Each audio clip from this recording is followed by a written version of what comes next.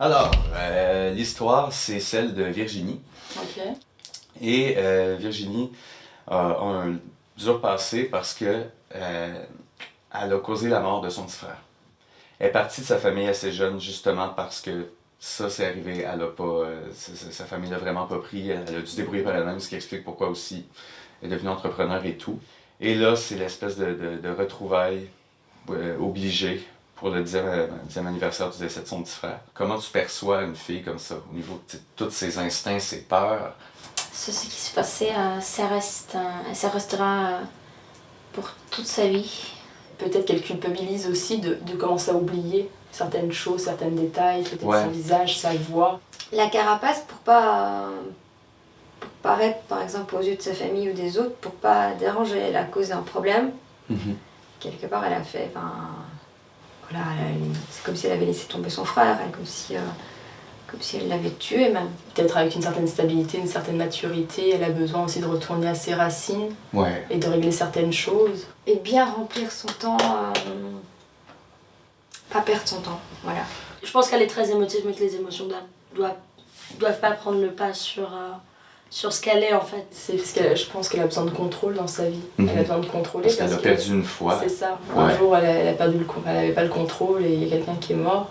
On va commencer lentement. On va discuter. Puis je pense qu'à un certain point, elle se clarifie de plus en plus dans notre tête. Je crois qu'on va la trouver en discutant avec elle. Oui. C'est vrai. Alors, bonjour Virginie. En fond, je suis ici pour qu'on parle un peu, juste parler avec toi, comme une espèce d'entrevue pour savoir pourquoi que tu reviens à ta ville d'enfance, parce que t'es déménagé à 13 ans, je crois. Oui. Disons que j'ai vécu des événements qui m'ont fait réfléchir Ok. et qui m'ont poussé à aller de l'avant. Il y avait un accident Ok. dans ma famille. On était partis en mer et parce qu'il adorait la mer. Et on avait pris le bateau et il a coulé. Et ça va pas nager. Et on était que tous les deux, donc mon frère était mort à cause de moi. Je pense pas que c'est si, je pense que c'est ma faute évidemment.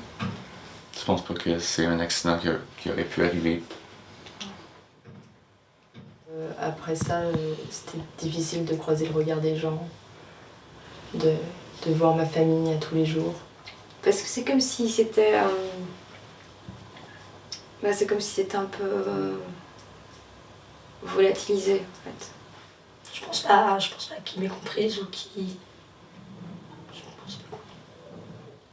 Qu'est-ce que tu penses retrouver en venant ici? Je veux qu'elle me pardonne.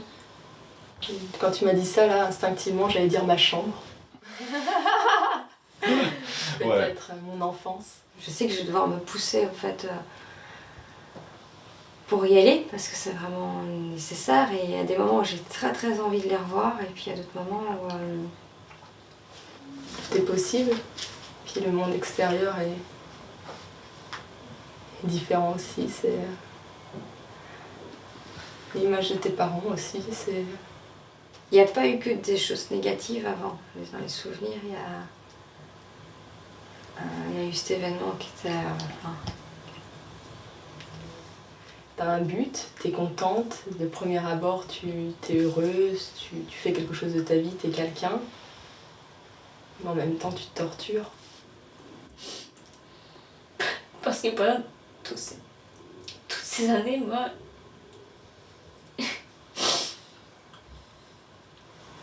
je me suis sentie morte.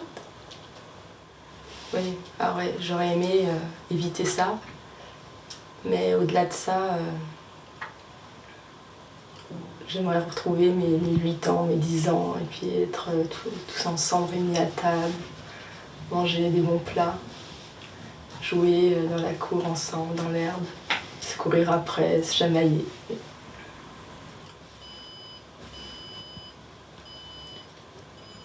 Ça c'est carte pleine? Batterie. Bon, je pense que On va terminer ça là. Bon, bah, je sais pas ce que Écoute, je sais pas ce que ça va donner, mais ça va donner quelque chose.